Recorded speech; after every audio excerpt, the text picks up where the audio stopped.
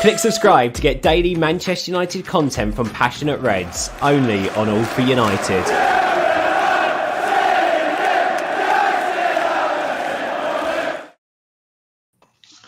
Welcome back to All for United. Sorry about the slight delay, just a few tech issues, but Roy just wanted me to point out that it was not him.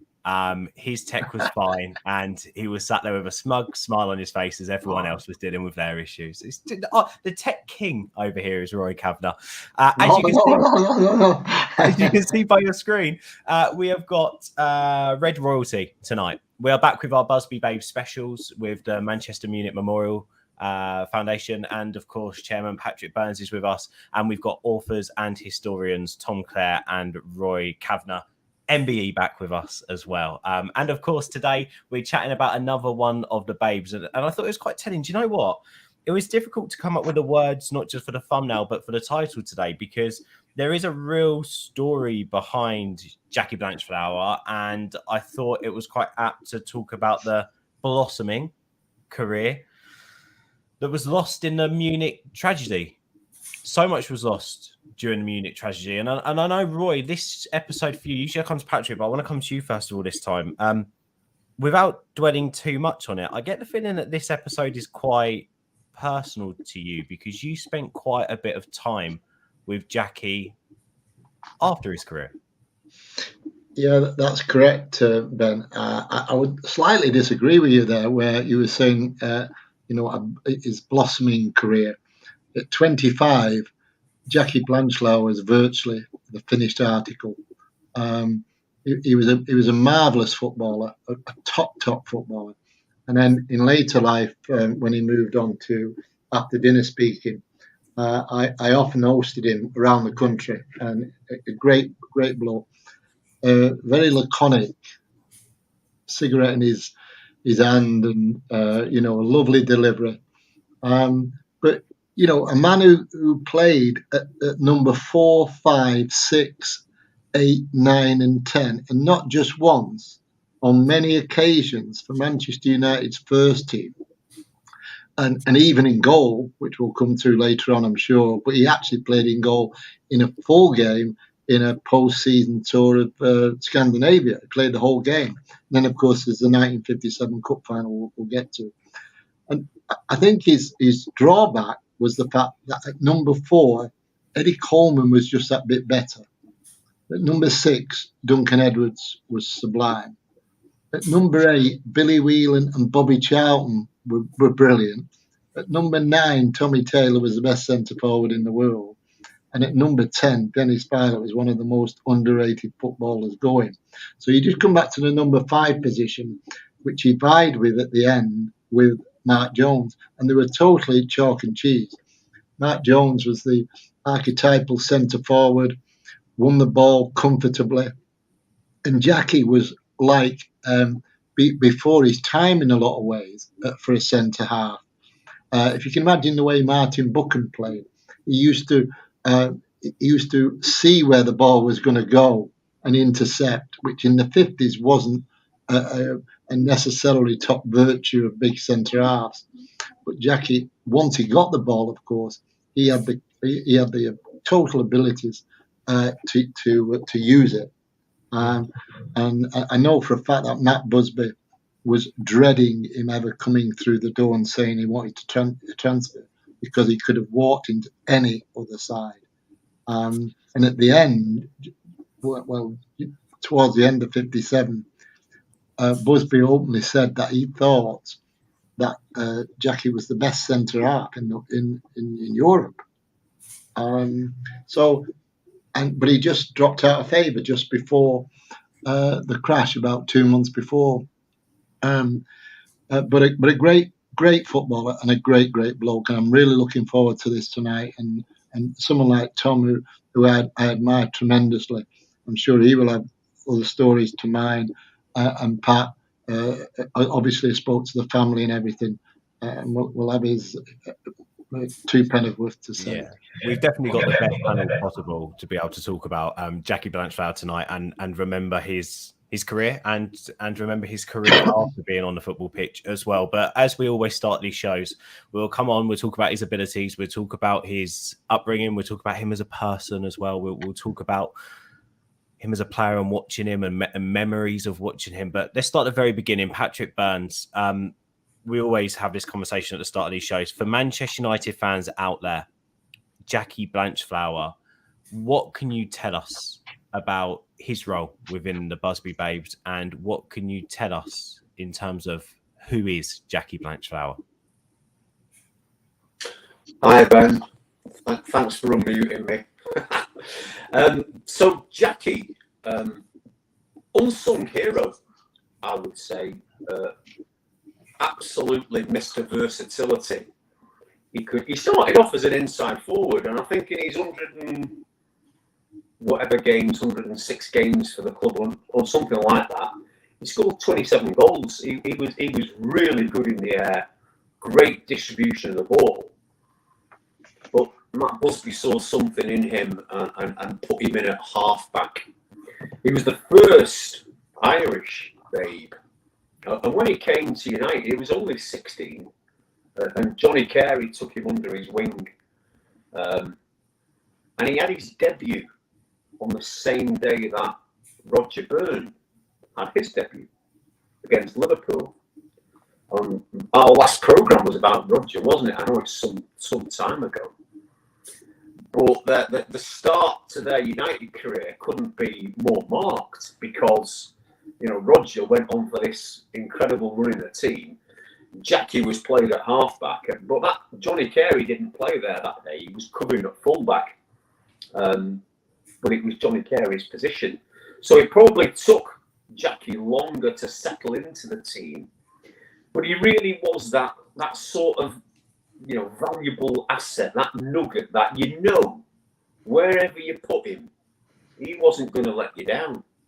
And I think his key, Roy's touched on it already, his key position really, centre half, and there wasn't a hair's breadth between him and Mark Jones in terms of their ability. They're totally different players, but in terms of controlling and commanding the back four, he was that good. And in any other team, he'd have walked. You know, he was the younger brother of the great Danny Blanchflower. And I often think of Jackie as being. I know he got 2 championship medals. He played for Northern Ireland. He played in the greatest team in the English division, and yet it was his brother who had the honour of being in the team that first won a domestic double with Spurs. So I feel for him in that regard, and I see what you're saying about unfulfilled or blossoming career, because although he was 25, God, he had so many more years to give. He really was an outstanding footballer. And someone that Busby knew, he could trust him anywhere he played in. He could trust him to do a great job. Can't say that about many players, can you? Some people can maybe cover a midfield role and drop back into the back four, but many can't do that and play effectively up front as well. He was that good. Unfortunately, Patrick, the audio gremlins are back with us a little bit. You're now crackly, and I don't know why, but you're now slightly crackly. Not unaudible, but quite crackly. Jacob's just pointed it out, and I don't know if there's anything we could do about that. Barry's just quickly jumped in to say, "Evening, gentlemen. So good to see this great lineup again. They are indeed red royalty." Barry, it's good to see you on a live stream, and I caught up with Barry the other day, and he's good. He's good, thankfully. It's good to hear from you, Barry. Tom, lovely to have your company again. Look, I can't see your face, which is really upsetting, because what I love when you tell stories about these players that you watched with your own eyes is there's just this look on your face, an infectious smile that I just love looking at as you tell these stories. So unfortunately, we're staring into the black whilst you talk, but I know you're going to take us on a journey with some of the things you've got to tell us about Jackie Blanchflower. So let's start at the beginning. When did you first hear Jackie's name, and when was the first time you watched him play? The first time I sort of saw Jackie play was in the very early 50s, and it would have been in a reserve team game because he didn't play in the youth team at all. You could say he was one of the first original Babes. He was there with Roger Byrne, Dennis Violet. But Jackie initially was an inside forward. He played at inside right. And for a time in those early 50s, when he got into the first team, he was the regular choice at inside right. But he vied for that position with a local Manchester lad called John Doughty. And the thing with Jackie was, it's like Pat said, he was Mr. Versatile. And in a lot of ways, probably, that worked against him in the end, because there were so many great players around in that era. It was difficult to tie a position down, and Jackie moved around quite a lot, and he was, you could say, he was Matt Busby's go-to guy. But as an inside forward, he was a very, very skillful player, and he packed an awful shot as well. He had a terrific right foot. He was a very intelligent player. He used the ball. He didn't waste the ball. And the other thing with Jackie as well was his timing and his tackling was absolutely exquisite. And he was a terrific, you could say, a terrific all-round player. And one of the greatest memories I have of Jackie is in the very first Manchester derby that I ever watched, and I think it was 1954 at Main Road, and United lost 3-2. But in that game, Jackie was in sort of central midfield, midway between the halfway line and the City's penalty area, and he had his back to the goal, and he was probably some 30 yards from goal. But he suddenly turned and unleashed this rocket of a shot that absolutely flew over the top of Bert Troutman and, scored United's second goal. It's a goal that I will always remember. And it showed, just what his awareness was. It obviously spotted Troutman off his line, and he turned and he hit this venomous shot. And it just flew over the top of Troutman, who was absolutely, mesmerised by it. But Jackie, in the early days, like I say, there was so much competition for places. If you got an injury, you lost your place, you had to find your way back. And like Roy said, the number of positions that he played, it was ridiculous, really, because he was a success in every one that he did. And like Pat said, when he moved back to centre half, you had chalk and cheese. You had Mark Jones, who was the original stopper type centre half, much like Vidic. Nothing frightened him at all, and he put his head in there where others had feared to go. But Jackie was probably one of the very first, if not the first, of the ball-playing centre halves. He could distribute the ball, his timing, his anticipation. This was another thing with Jackie. He could read the game. And his anticipation and his timing was second to none. He was just a wonderful, wonderful player, and another of that group of players at that time that absolutely shone. Roy, what about your earliest memories of seeing Jackie Blanchflower? Yeah, well, I was the same as Tom, actually. I saw him in the reserves. And then I had this memory of seeing him in so many different places. And he never, ever looked out of place. Tom, as Tom said there, he started off at number 8. And then he stepped in at number 9 when Tommy got hurt or was unavailable. Then he was at number 10 when Dennis wasn't there. And I mean, don't forget this is right foot and left foot. And here's one of my earliest memories, but not that I was actually there because the game was in Brussels. But United's first ever European Cup match was Anderlecht away. We won 2-0 in Brussels, which was the forerunner, of course, of the 10-0 second leg victory. But Duncan dropped out at the last minute of that game. First game in Europe for United. And Jackie came in at number 6. and he was man of the match. Everywhere you read and look, Jackie Blanchflower was man of the match in Manchester United's first ever European Cup tie, winning away in Brussels against Anderlecht, replacing Duncan Edwards. And I think Anderlecht, and I laugh about this, I think Anderlecht got a bit spooked, before the second leg, because they must have thought, hang on a minute, that bloke who was man of the match 2 weeks ago in Brussels, he's not playing here tonight, and there's a lad called Edwards playing. So this must be some sort of side that can do that. And of course, they got hammered 10-0. Just a quick one, jumping back to his debut, which was, as Pat mentioned, it was against Liverpool in November 1950, same as Roger Burns. But again, to span the era, Billy Liddell, who was a world, a really top footballer, and Bob Paisley were actually in the Liverpool side that day. So you know how it spans the whole era of football when we look at it. But Jackie Blanchflower, adaptability he was made for, and all three of us, Pat, Tom, and myself. The other thing I would say as well, Roy, he had the perfect temperament. Yes, he did. Yes. Nothing fazed him. He had the perfect temperament. Yeah. Players could kick him and everything. You'd never see any retaliation with that. I think maybe we'll come on to it a bit later, the game in Madrid when Di Stefano kicked him. Yes.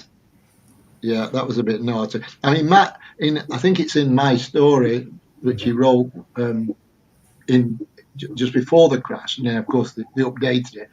But in that, so you're talking there about around the cup final of 57 and the beginning of the 57-8 season. He actually says in there that, in his opinion, my biggest worry is that Jackie's going to knock on my door, or had been, and ask for a move, because he, as Tom just said, he was so unflappable. And we've had the Pogba scene. I'm sorry to jump and whatever, but just the personality and the love of a club. You couldn't have two differences, could you? I mean, you really could not have two differences.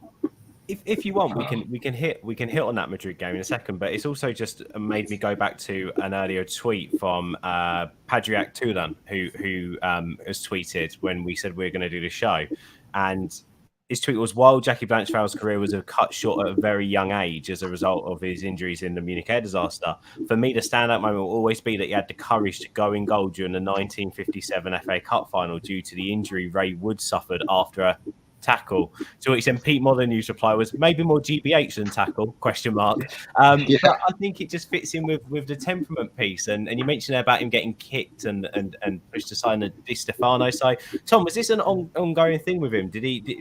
Was he very much heart of the cause? He was heart on his sleeve, and he always managed to do the best for his teammates and for his team and for Manchester United? Yeah, it was his temperament and his personality. He had an outstanding personality, he really did. And again, basic skills. I mean, to be honest, I still feel today that Jackie Blanchflower could have made it as a first-class goalkeeper.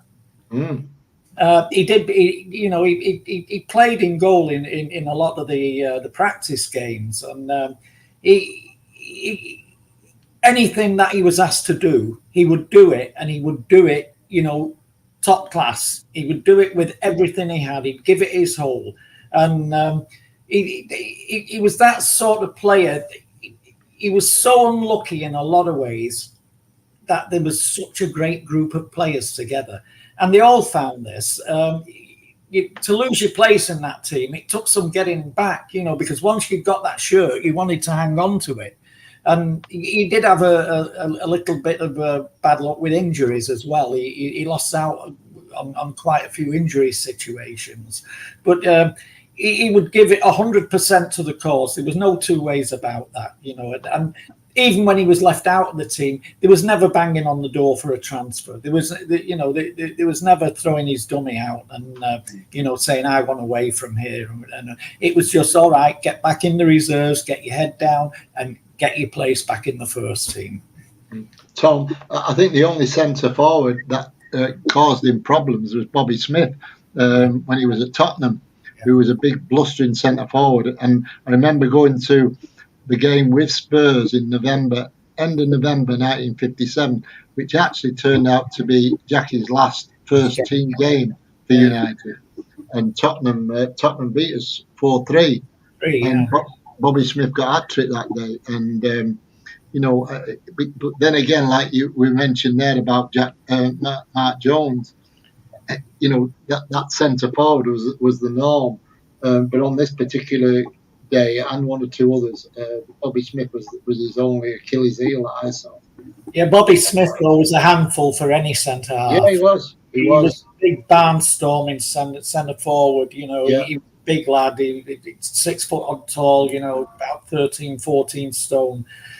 He was a handful for a lot of players, but not. I can't recall anybody really, giving Jackie a chasing.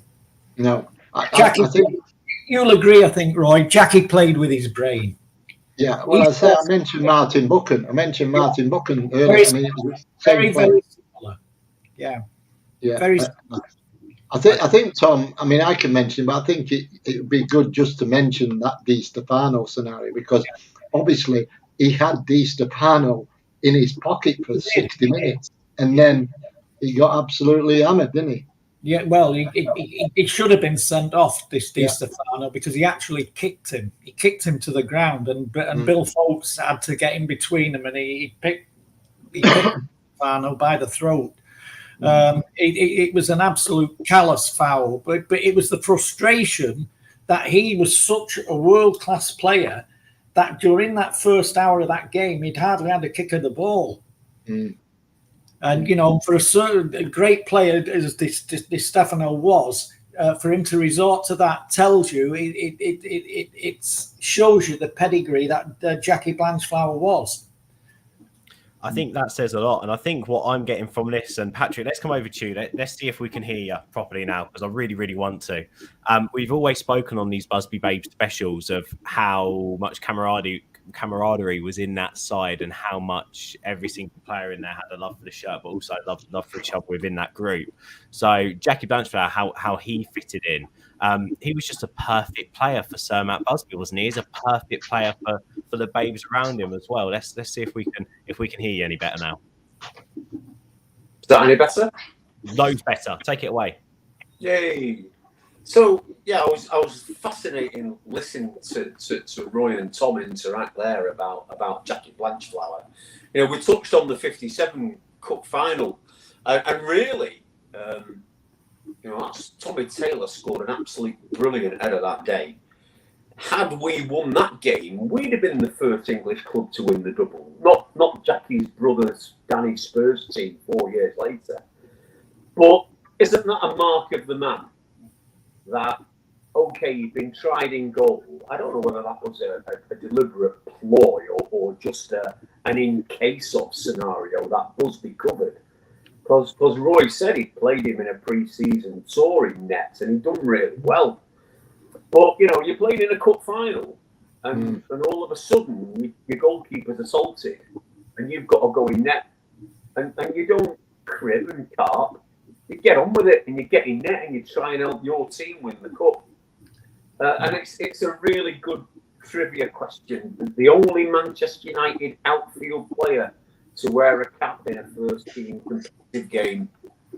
And the answer is Blanchflower, because he had to wear Ray Wood's cap when he went in net to keep the sun out of his eyes.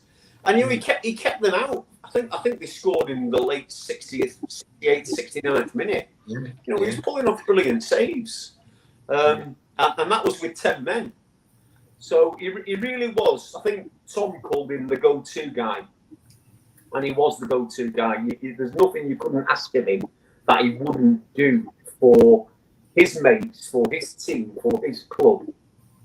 And when I think about that, and I think about everything he went through, and we haven't even touched yet on Munich itself and what happened to poor Jackie, and what followed on from his own personal injuries, the way he was treated after giving such magnificent service to the club, since he signed in '48. He didn't get a championship medal in 51, 52 because Clare came back in the team. Roger Byrne got one. Jackie didn't. He got his in 55, 56, 57. So he proved his worth to that team, to that squad over 6-7 years. And then, the devastation of Munich, and I think we probably will talk about the scale of the injuries that he personally suffered, and the fact that he nearly came back from them only for medical advice to say, you can't do this, and he had to give up. And then the club, I mean, we're going back 64 years. The club treated him and others, including Johnny Berry, they treated him very, very badly. The minute you were no longer on a contract playing football for Manchester United, you're out, mate. And that would have left a bitter taste in many a man's mouth. And I think we'll probably touch on that as well. But he came through all that, and we've got some lovely quotes. There's a lovely quote from we'll get to later, and one from Jackie himself. He got through all that angst and bitterness and said, even with Munich, if I had to do it all again, I would do. Yeah. Even with Munich losing his mates, I would do it again. That's how much Manchester United meant to that man. And I'm sorry if it upsets any of your younger viewers, but when I look at some of the attitudes of some of the players today, it makes me embarrassed because of people who have served our football club and have blood, sweat, tears and life. And some of them don't know. They just haven't got a clue, mate. They haven't got a clue. I don't normally get political, but when I see some of the stuff I read in the papers and on the websites and social media, I'm absolutely bloody embarrassed sometimes when you think about a man like Jackie Blanchflower. Yeah, I don't know if you'd see Jackie doing a TikTok video. That's for sure. Instead of focusing on what they're doing what he's doing on the training pitch. The thing was back then, Pat, there was such a camaraderie amongst all those lads, all right through from the first team down to the juniors.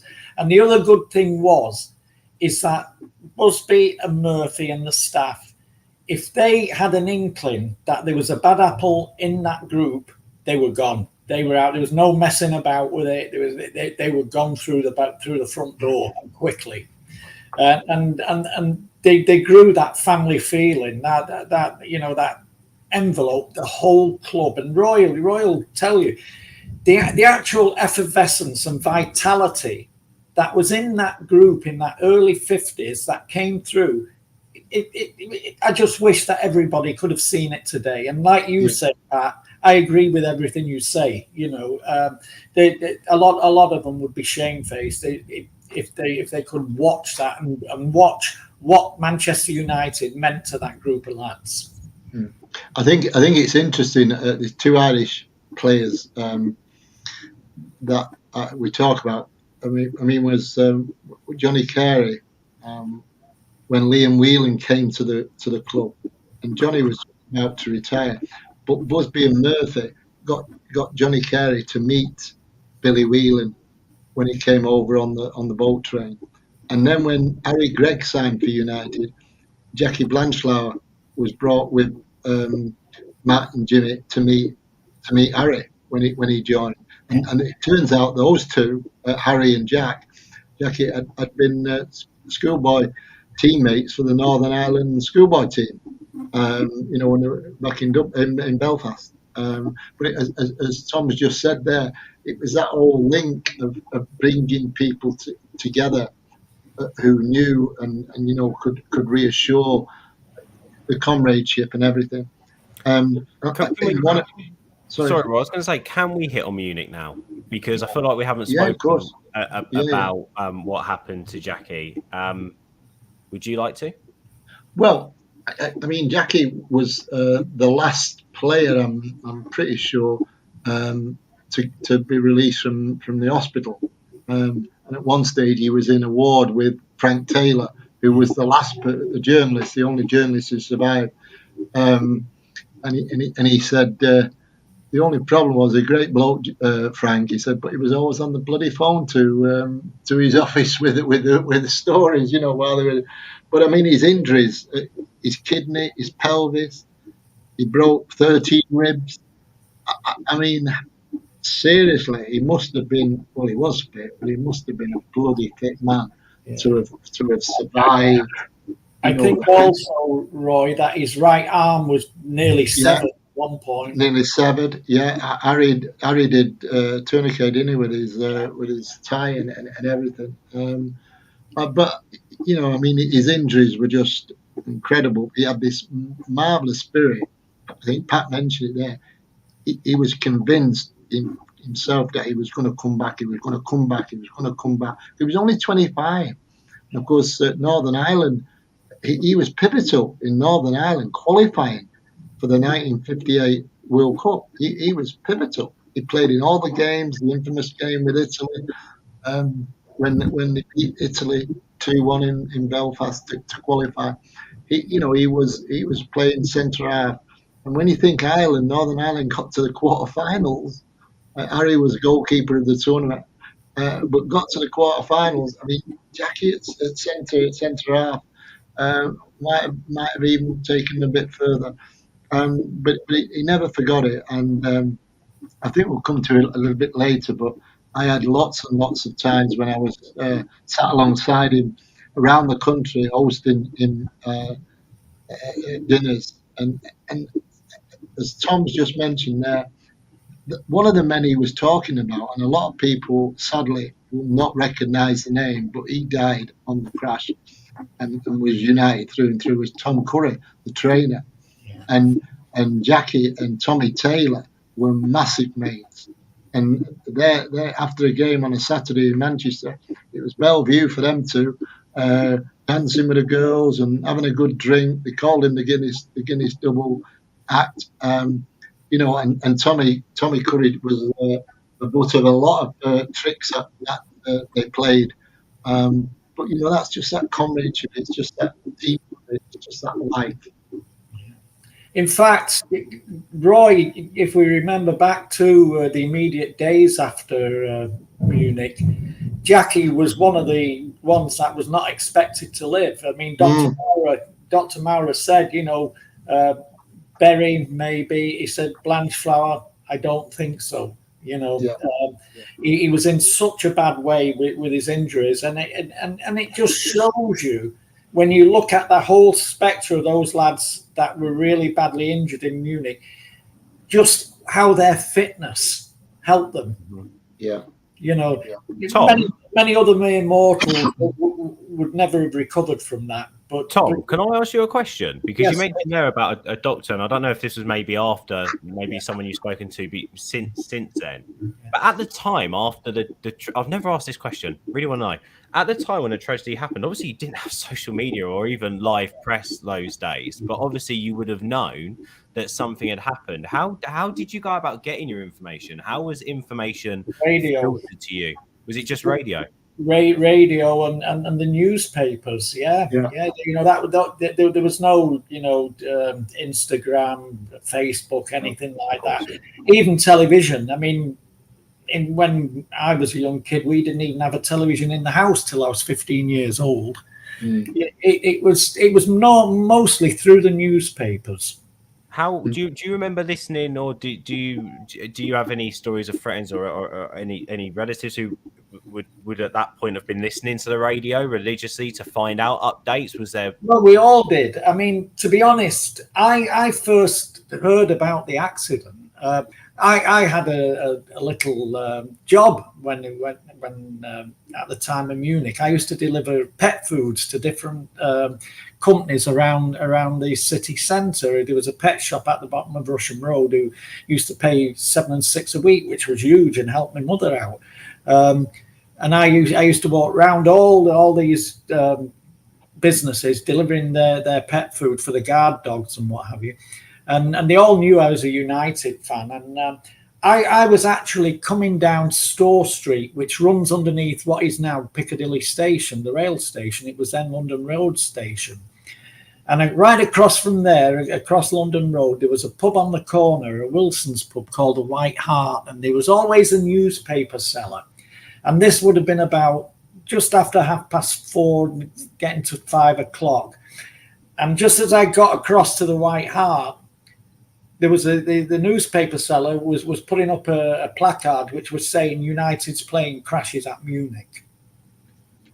And of course, you know, we just thought, oh, it's a minor incident. It's something. But as I got further down London Road, there was another pub further down that I dropped stuff out called the Gog and Magog. And the first radio program was coming through. The first news of the crash on the radio was coming through, and it was there. Jack White, the landlord, he told me, you know, he said I'd get off home if I were you, son. He said it looks really bad. He said it looks as though there's a lot of fatalities, and most of us, I mean, the whole city went eerily quiet that night because everybody was tuned to either the television sets or the radios. And the radios, you know, they put an hourly news program out, and we were all clinging to the radio, you know. And as it got worse as the night came on, and the actual pall of mourning the following morning, it was something that you just can't imagine. Do you remember how you felt in the moment, Tom? It broke my heart. It broke my heart. It still does. And Roy will tell you, those of us of our age who actually went through that day and the weeks that followed, it will never, ever leave us. And it was and especially us as young boys, because they were our heroes. We'd only just seen them a few weeks before. Can you remember what time you were up till that night, Tom? Roy? Well, I was up till about 11 o'clock, and then my mother made me go to bed, you know. But then in the following morning, you know, it was all there before us. You know, the whole tragic thing. I didn't even go to school that day, and a lot of others didn't either. But the whole situation, it was right out in front of us. You know, 7 killed and so many fighting for their lives, including Matt Busby. And we were so lucky.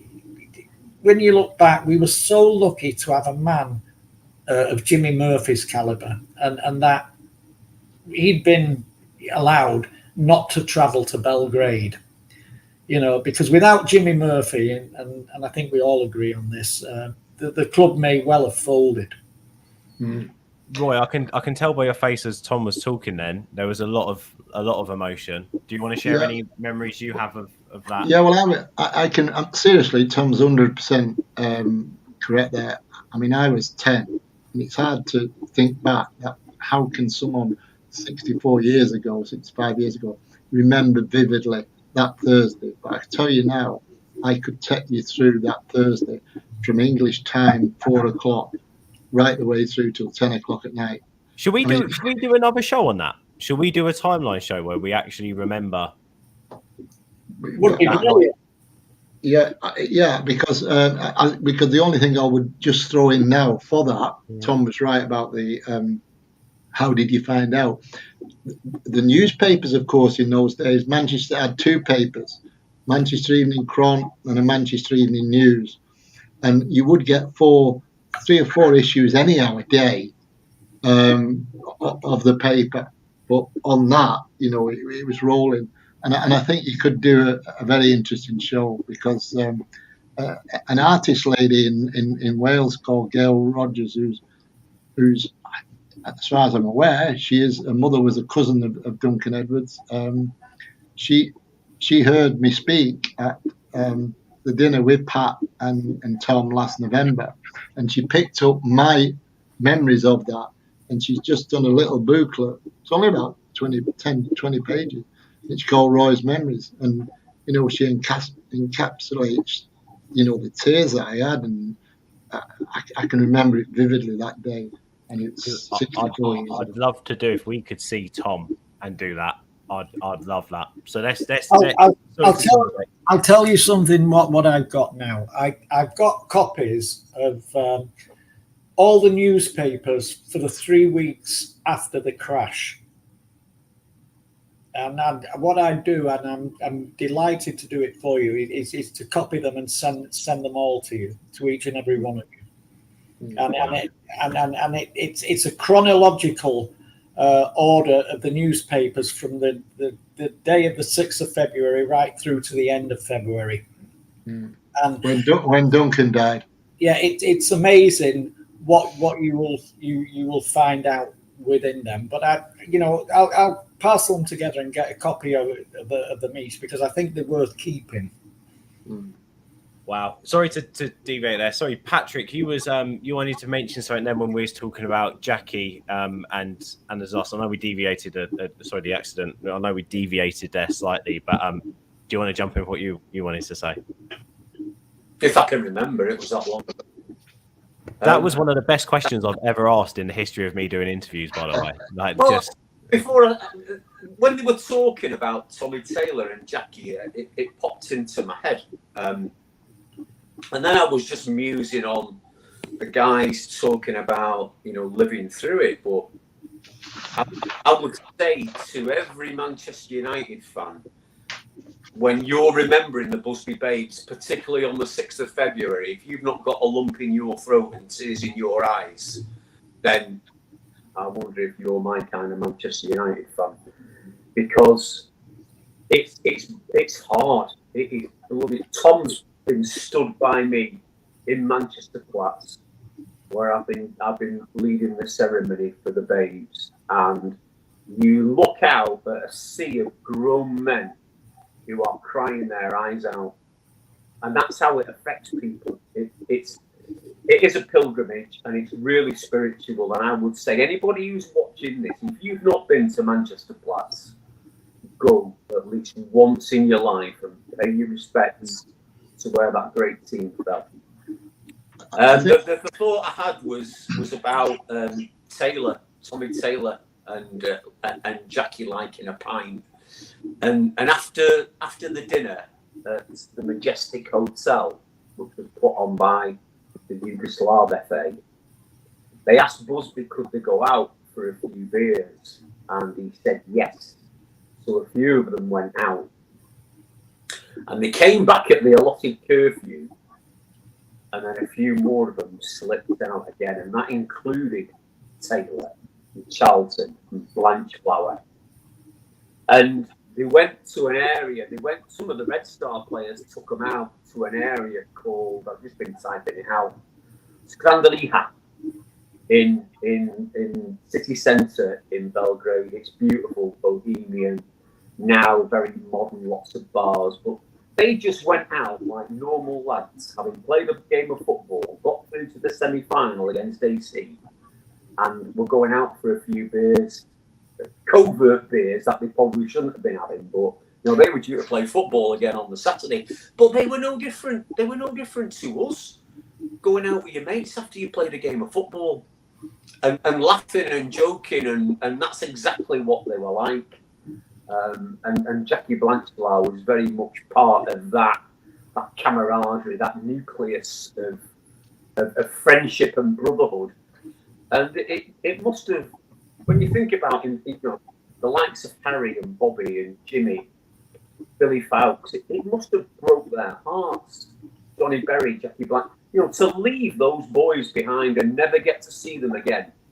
It must have broke their hearts, and he strove so hard to get back to doing what he loved, playing football for Manchester United. And he believed he would.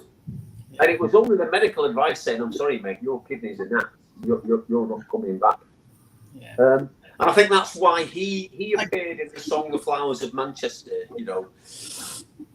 Ireland's great Jack Blanchflower will never play again. We changed it recently to include Johnny Berry, because it was known very early on that Jackie's injuries were so intense and so critical that he would not come back and play football, even though he might have wanted it more than anything else in the world.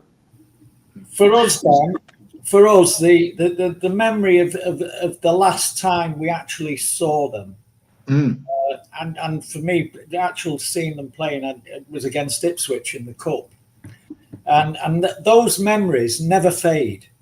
I could take you through that day minute by minute, you know, and I always remember after the Ipswich game, as normal, standing outside the old main entrance there, waiting for the players to come out, and Eddie came out. He got his old bloody duffel coat on, and I think Marjorie was with him, and a couple of others. And there was some repartee with the kids and everything, signed everything. And then it was just as though he was fading away into the darkness. You know, it was the last time I ever saw him as he walked away, because he walked home. He walked home from Old Trafford to where they lived in Odsall there. Yeah, and those are the memories that stick with you. Can I just say, I don't know about you guys, but so obviously growing up with football when I did, when I used to watch a game, obviously you used to love like your superstars. So for me, David Beckham was an icon. Ronaldo was superb. These names out there are just fantastic footballers that are the best players within the Manchester United team and squad at a given time who you can appreciate. Obviously at that time, Edwards, Taylor with the goals he was scoring. But listening to you talk, Tom, I always had this soft spot, and I always thought that he was the dog's bollocks. Yeah, Darren Fletcher, because he was so reliable, he was so passionate, he'd play anywhere, and every time he took to that pitch, it was for Manchester United. Listening to you, you did have a real soft spot for Jackie Blanchflower, didn't you? Yeah. Oh yeah. Because the way you talk about it, it's like you're talking about one of your favourite footballers. And I can genuinely hear that. They were all favourites, really. You could pin your flag to any of their masts. You know, I mean, you look at Jeff Bent. How many players today would have stayed on at a club as long as Jeff Bent did? I mean, Jeff only played 12 times for the first team. He would have walked into any first division team. Yeah. You know, he would have walked into it, and he was just treated as one of the lads. And you look at those guys, every one of them, their personality, they were steeped and they'd been brought up in the Manchester United way, the Manchester United family. That's what I keep saying. That's what Busby brought together, and Jimmy and Tom Curry and Bert Wally. It's what they fostered. They fostered a family, and that family has expanded since then. I mean, we have what we call the United family now, which is really the supporters, you know. But every one of those lads in the 50s, you could have pinned your scarf to their mast. You know, they were all heroes. Go on, Roy. Yeah, Tom just resonated something for me there. I can remember two games, and if you're going to do a timeline about the 6th of February, I went to these two games, and I can remember them vividly. I was there on the 25th of January when they played Ipswich, the first team, won 2-0, and 5 players, Byrne, Coleman, Jones, Edwards, and Taylor, would never play again at Old Trafford. And the following Saturday, I was there against the reserves, against Wolves, top of the table game, 19,000, and Bent, Blanchflower, Berry, Whelan, and Pegg played that day at Old Trafford, and they never would have played. You know, you can do that timeline. And I mentioned something to Pat 2 or 3 months ago, and Tom, it's something that I kept thinking, and I think, wow, God, this is troubling you, this, Ron. It was, and of course, the accident, the tragedy happened at 3:04, 3:05, 3:06, whichever time you want. But that was Munich time. Exactly. In Manchester, it was 2:05. 2:05. 2:05. 2:05. So that's why you and I, Tom, were really first hearing about it English time at around 4:30 on the news bulletin, because that's on the billboards, because that's when I first heard it. Well, that would be then 5:30 in Munich. You know, so it's an interesting concept of that day time. Roy, can I ask what do you think Jackie's Jackie's greatest achievements were? I mean, ultimately, he's playing for Manchester United. He loved the club. He's playing with a fantastic group of footballers. That's an achievement in itself and part of a very special United team. 2 league titles, but also hearing you speak, he was very much a patriotic man, representing his country. How big an achievement was that to get Northern Ireland to the 1958 World Cup? Like the part he played in that. What was his biggest achievement, do you think? Well, his biggest achievement for me, that sums him up, is if you think that Anderlecht game, the first ever time any English side had played in a European Cup competition, the game, the away match, and he's introduced at the relatively last minute. Tommy wasn't so good, and he came in at number 6, and as Tom's mentioned, the guy had started off at 8, he played at 10, he played at 9, he played at 4, he played at 5, he played at 6.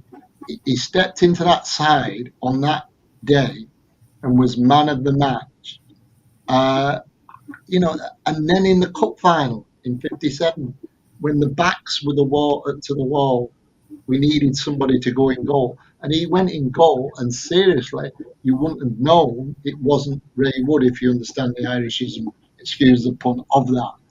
And I'm just writing a book now, and it's just called Jackie and Ray, because they were 2 unsung heroes to me. And that team, we can talk about Duncan all day, and we can talk about Tommy Taylor and Roger all day, and Little Eddie all day. But like Tom and I know, there's about 20 of them, actually, who live for that shirt and live for that club. And Jeff Bent was one of them. Yeah. Jackie Blanchflower most certainly was one of them. Tom mentioned a guy called John Doherty, who, when he left United and went to Leicester City, he travelled the world watching United in later life. Became the first chairman of the Former Players Association. It was a spirit, it was a club, and Busby and Murphy activated it. Wally and Curry carried it forward, and men like Walter Crickmore in the background, secretary. Blimey, one man, the secretary. I know he had Les Olive helping him out, etc. But they were a total club, and Jackie Blanchflower, rest assured, was a massive part of it, and a guy I'm proud to have met so many times after. I'm going to come back and ask Patrick that same question in a second. But what do you reckon, Tom? What do you reckon was Jackie's greatest achievement on a football pitch? On a football pitch, putting on the red shirt. Yeah. It just meant so much to them. But his greatest achievements, I think, started as the kid who got into the Northern Ireland school side and was good enough to come to Old Trafford and was good enough to work his way through the junior teams and then up to senior level. But I think the greatest achievements for me were his attitude, his adaptability, his temperament, his will never to let the side down. And the one game I think that absolutely encapsulated him was that game in Madrid. That this guy could subdue such a great player like Alfredo Di Stefano. It was a great collective effort. They were all great individuals. It was a great collective effort, and they were just monumental achievements to win two First Division Championship medals, to have played in an FA Cup final, to have played in World Cup qualifiers. Those achievements you just can't take away from him. Patrick, same question for you. What do you reckon Jackie's biggest achievement was on a football pitch? A player who graced an array of shirts with great brilliance. I'm just looking at this quote from, we spoke about, when we did the Jimmy Murphy show, we spoke about pillars, and we spoke about Jimmy Murphy's pillars being Bobby Charlton, Harry Gregg, and Billy Fowkes. This is a quote from Billy Fowkes. Jackie was a brilliant footballer capable of filling in for Duncan Edwards in midfield and Tommy Taylor in attack. He was a fun-loving character, a little bit more outgoing than his brother, and this is what I love. He was a first-class man and a first-class footballer, and we sadly missed.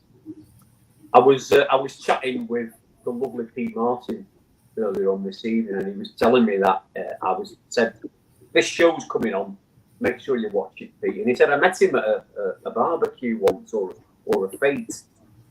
And when Jackie realised who Pete Martin was, he pulled him to one side and he sang him a song that he'd written about Munich.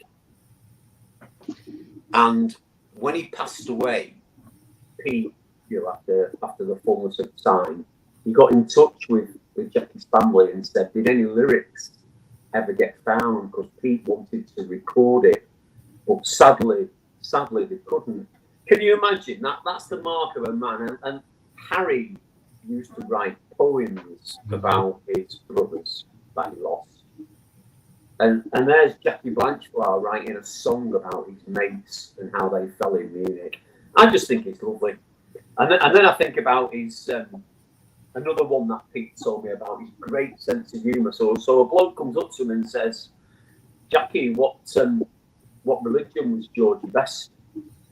And he replied in his Northern Ireland accent, apologies to anybody from the north who was watching, he was a non-practicing teetotaler.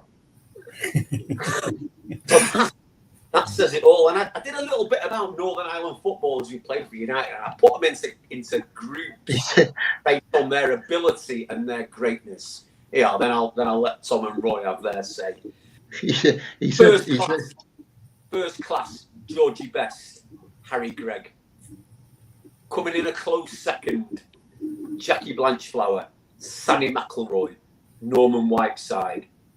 And bringing up the rear, I'm sorry to say, Jimmy Nicholl, Mal Donaghy, David McCreary, Keith Gillespie, and Johnny Evans. But you see, Blanchflower was in that great category of McElroy and Whiteside, and capable of being an absolute superstar in a number of positions. That's what I think about Jackie Blanchflower. That and the fact that, given everything that man went through, and the way him and his family were treated, to get through that and to say, and this is a quote from the great man himself, life has been full of ups and downs, but without pathos, there can be no comedy. The bitterness goes eventually when you start remembering the good times. I loved it at United, and from this distance, even going through the accident was worth it for those years at Old Trafford. I feel happy and at ease now, and that tells you what a beautiful man he was. Roy, did you want to say something then quickly, or? Well, when he was on the after dinner circuit, he had the absolute knack. He could actually be your guest speaker, or he could be your guest comedian, because he was so fantastic at both. One I always liked was, he said, one guy came up to him and said, "Excuse me, was it you or your brother that got killed in Munich?" Which I thought was unbelievable, But he told me a story about little Johnny Berry. He said, we're playing at Burnham Park. He said, Johnny Berry, as Tom will know, always cruised the wing. He went down the line, Johnny, very rarely cut inside. And he said to Jackie just before the game, he said, when Duncan gets that ball left out, he said, let's do a crisscross. I'll come inside, you come outside. That'll bugger up Tommy Banks. About 5 minutes gone, Big Duncan's got the ball. He's booming a 40-yard ball over to Berry. They do the exchange. Next minute, Jackie finishes up in the paddock because Tommy Banks had knocked him 6 foot over it. And he said he never trusted Johnny Berry again after that. Is it the humour then, Roy, the stories, the temperament that Tom hit on earlier on, that made him have such a good career in life after football as an after-dinner speaker? Yeah, he lived 40 years, after the crash. He was 25 at the crash, and finger in the mouth. I can remember vividly where I was when he died, and it shows the world travel of United. because it was the first time we'd gone to Dubai, me and my wife. And I was sat on the beach, and we had the local United Emirates morning paper, and there on the back page was stop press. Busby Babes, Jackie Blanchflower passed away yesterday, and I nearly broke down. Then I shed a tear to myself because, you know, I became close with him, and he was a man who did what every United fan wanted to do, was wear the red shirt. And bloody hell, he wore a lot of them, 4, 5, 6, 8, 9, 10, and even the green one, which is fitting for an Northern Irishman, isn't it? Yeah, what a player and what a man. Tom, is there anything you wanna add about after his playing career? I would just like to reiterate what Roy says. I had the honour of doing a few dinners with Jackie, and as Roy said, Jackie could have made a living as a stand-up comedian. He was such a funny man. He really was a tremendous sense of humour. But after the crash, he did have his demons, and there was a lot of bitterness, and you could understand why. You know, the way the club treated him, the way life treated him. It took him a long time to get over it. You know, but once he did, he made the most of what he had left. But the business with the club, with both him and Johnny Berry, was unforgivable. Do you want to hit on that, Tom? Because there'll be many people watching who don't know what you're talking about, and I think Patrick alluded to it earlier. Do you want to just give a little bit more detail behind it? Yeah, they both lived. Johnny Berry lived in Davyhulme, and Jackie he lived not far away from there. And when United signed both Setters and Campwell, Johnny and Jackie both they lived in club houses. They paid rent to the club for the houses. But when United signed Campwell and then they signed Setters, they made both of them move out of the accommodation. They'd nowhere to go, you know, and you know they'd not made much out of football, and even the insurance after the air crash. But they unceremoniously, you know, ejected them from their accommodation, and it was unforgivable. It really was, because they both had young families as well. Hilda Berry, Johnny's wife, never ever forgave the club. She never went back near it. And you know, Jackie's family, you know, they were the same. Well, I'm not saying they didn't go back, but they had some real strong feelings about the treatment that had been meted out to them by the club, you know, and it was something that should never have happened. And I'm sure you can obviously go back online and read a bit more about that if you wish. Now, I'm starting to lose my words. It has been a very long day today. It has been a very enjoyable hour. I don't want to keep you guys for much longer, so we'll end this show how we normally do. And this is usually my favourite part of the show, because there will be family members who are a lot younger, who obviously are related to some of the babes, who listen back to these shows and hear memories and stories that potentially even they didn't know. And I remember one family member contacted me and said, it's the most beautiful way they've ever heard a tribute be ended, with us talking about lasting memories and the impact the player in question has on, and had on Tom, had on Roy, has on Patrick. So I think we'll wrap up with our closing statements. Roy, I'll come over to you first. Jackie Blanchflower, what does that name, what does that man mean to you, and what will your lasting memories of Jackie's legacy be? Like a lot of other footballers, Jackie did what most of us could only dream about. But his legacy is really in that number of shirts that he wore, not just with pride, he wore with real class, real authority, real skill. 25 years of age, the world at his feet. He'd just taken Northern Ireland, helped to go to the World Cup. As I say, I knew him in later life. I'm so proud to have met him, and I admire him so much. Patrick, let me come up to you. Same question, Jackie Blanchflower. What will your lasting memories be, and what does that name mean to you? Well, aside from everything I've said and the guys have said on this show, I would say Jackie Blanchflower, a stalwart who conceded victory 18 months after his brothers.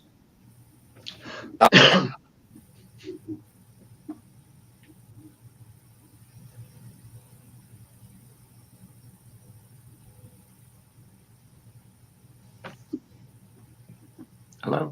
Yeah. Sorry, Patrick, you still there? Sorry, I thought you froze then. I didn't know you had finished speaking. No, I'm really sorry. Sorry, go again. Jackie Blanchflower, a stalwart who conceded victory 18 months after his brothers. Thank you, Patrick. And let me come back over to you, Tom. Same question for you. The mere mention of Jackie Blanchflower brings back a myriad of memories, and particularly of the Busby Babes, and Jackie played a leading part in the evolution of that team. But the name of Jackie Blanchflower, it just brings back the memories of what a gentleman he was, what a man he was. And what a talented individual, what a wonderful, wonderful footballer who played the game in the right way, who always put others before himself, and was an integral part of the evolution of the Busby Babes. Tom, as always, thank you, mate. And of course, if you're out there and you want to learn more about the Busby Babes, there's a number of documentaries, a number of books out there as well. Let me just name check a few. Just search Tom Clare, or just search Roy Cavanagh, MBE, into Google, and you'll find some fantastic books on the Busby Babes and on the history of our football club. Also, if you check out our YouTube channel and scroll down the homepage a little bit, you'll see all our Busby Babes specials. I think we've done nearly 10 now. So there's a lot of information there, a lot of players covered. So please go and have a watch. Please share them with friends. These videos and the players we talk about, their legacies will continue to live on because you guys watch the content, you share the content, and you love the content. So we'll keep talking about the Busby Babes, who are the pillar to the foundation of what Manchester United is and what Manchester United should always be about. You guys keep interacting and you guys keep showing love to the likes of Tom Clare, to the likes of Roy Cavanagh, and to the likes of the Manchester Munich Memorial Foundation and Patrick Burns. Thank you guys. Always a pleasure to have your company. Stay safe. Hope you all the best health and have a brilliant weekend. And we'll be back very, very soon, I'm sure, with more specials. And I would absolutely love to do that timeline show. I'd love to do that. Thank you guys. Take care. No. Cheers, guys. Thanks for the invite. Cheers, Tom. Everybody.